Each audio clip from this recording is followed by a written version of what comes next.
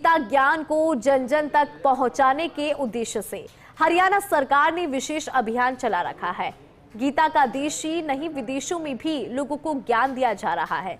विदेशों में भी अंतर्राष्ट्रीय गीता जयंती महोत्सव का आयोजन किया जा रहा है। इसी कड़ी में अंतर्राष्ट्रीय गीता जयंती महोत्सव 12 से 14 सितंबर को इंडोनेशिया के बाली में मनाया जाएगा।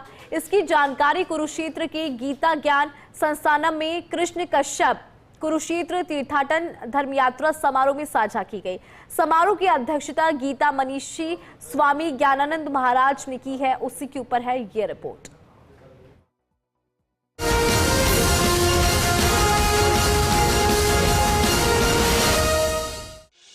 समारोह में मुख्यमंत्री नायब सिंह सैनी ने कहा, हिंदू प्रकोष्ठ अपनी समृद्ध संस्कृति को बचाने और बढ़ाने के लिए प्रयास कर रहा है।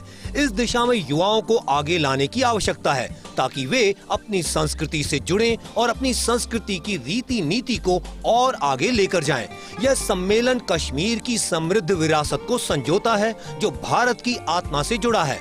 कुरुक्षेत्र में भगवान श्री कृष्ण ने गीता का अमर संदेश दिया। मुख्यमंत्री ने कहा कि 1990 में लाखों कश्मीरी हिंदू विस्थापित हुए, फिर भी कश्मीरी हिंदुओं ने कर्म नहीं छोड़ा। उनकी विद्या और दृढ़ता ने उन्हें वैश्विक मंच पर स्थापित किया। यह उनके सामर्थ्य की ताकत को दर्शाता है। प्रधानमंत्री ने कश्मीरी हिंदुओं की वेदना को समझा और विस्थापितों के लिए अभूतपूर्व योजनाएं बनाई।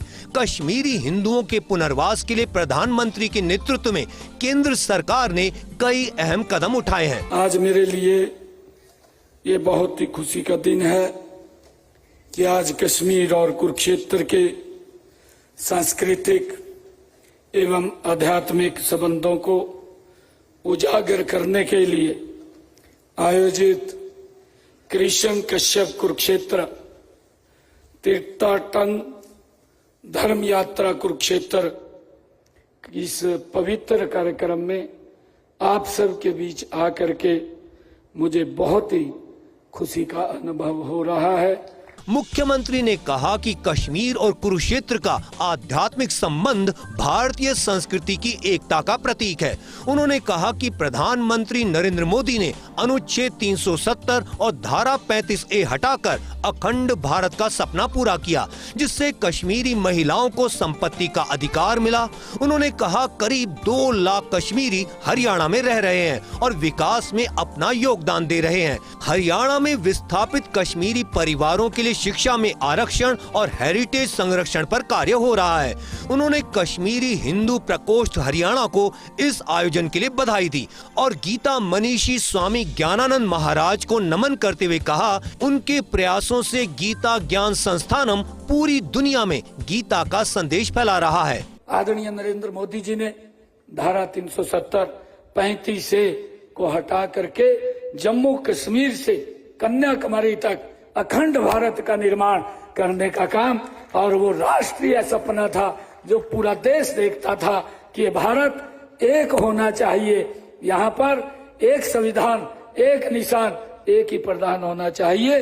उसको पूर्ण रूप देने का काम अगर किसी ने किया है, ये भारत माँ के लाल नरेंद्र मोदी जी ने किया है। मेरे लिए बड़ी खुशी की बात। मुख्यमंत्री ने कहा कि गीता का निष्काम कर्म दर्शन 2047 तक भारत को विकसित राष्ट्र बनाने की प्रेरणा देता है। उन्होंने आशा जताई कि कश्मीरी हिंदुओं का पुनर्वास होगा और ज्ञान परंपरा फिर से पल्लवित होगी। उन्होंने कहा कि कश्मीरियों ने कुरुक्षेत्र में आकर आध्यात्मिक और सांस्कृतिक संबंध प्रगाढ़ किए हैं।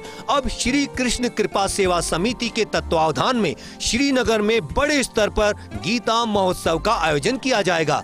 कश्मीर की भौगोलिक और आध्यात्मिकता महान है। उन्होंने कहा कि कश्मीर की आध्यात्मिक पहचान पुनः स्थापित करने का प्रयास हो रहा है। साहसिक कदमों से कश्मीर में स्थायी शांति का मार्ग प्रशस्त हुआ है। धर्म और कर्म की भूमि कुरुक्षेत्र और कश्मीर के सदियों पुराने संबंध हैं।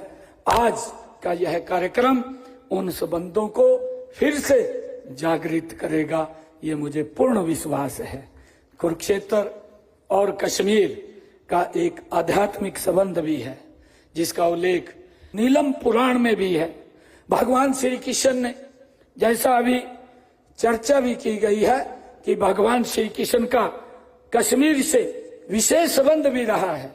और यहाँ कुरुक्षेत्र के अंदर उन्होंने सर्व मानव जाति के लिए अपने मुखारबिंद से गीता का संदेश दिया, कर्म का संदेश दिया, और उसी कड़ी में कश्मीर से भी भगवान श्री कृष्ण का ये नाता है, पुराना संबंध है। पूरी दुनिया को जीवन की राह दिखाने वाली पवित्र गीता अब इंडोनेशिया के बाली की असेंबली में भी विराजित होगी। इससे ज्ञान लेते हुए वहां की सरकार अपने देश व प्रदेश को आगे बढ़ाने का काम करेगी।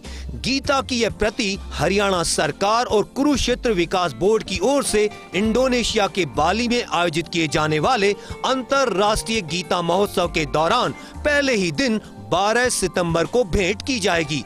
चंडीगढ़ से डॉक्टर थानेश्वर शर्मा की रिपोर्ट।